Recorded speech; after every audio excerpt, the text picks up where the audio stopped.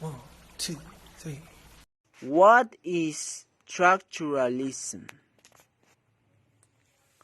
Structuralism is one of the most influential intellectual movements in the 20th century, which embraces a wide variety of intellectual disciplines such as linguistics, aesthetics, anthropology, sociology, and psychoanalysis. But it must be noted that structuralism is above all a method. As a method, structuralism aims to analyze isolated events or meanings in terms of their underlying structural laws. It seeks to comprehend particulars by describing their interrelationship within the totality of general codes which govern them. It also looks for the deep and other hidden structures beneath the surface manifestation of meaning.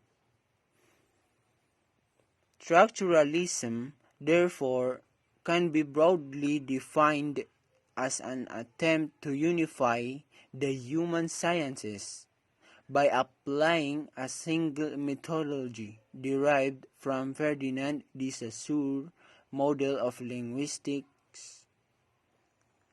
As it's well known, Ferdinand de Saussure is generally recognized as a founding father of the structuralist method of analysis. The great originality of Saussure's approach was to treat language as a self-regulating rather than a self-referential system of science.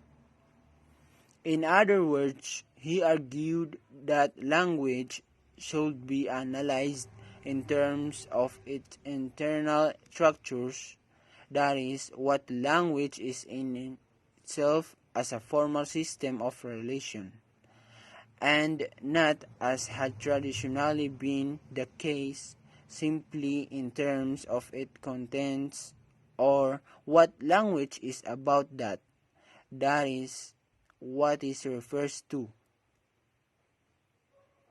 The general linguistic model derives from Saussure's insight that language is not a nomenclature or list of names of things, but a system of signs consisting of a signifier and a signified. For Saussure, signs do not designate an external reality or referent and are meaningful only because of the similarities and differences that exist between them.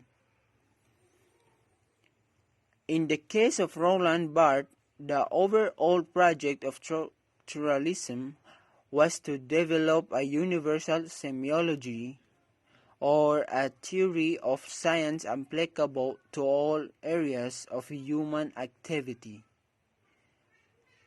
By the late 1940s, Claude Lévi-Strauss was applying the lessons what he called the Copernican revolution brought about by structural linguistics to the analysis of both kinship system and methodology.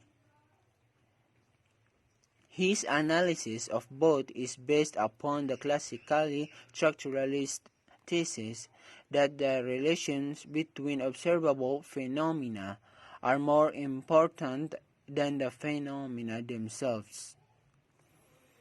In the literary domain, structuralism has been a very productive theory.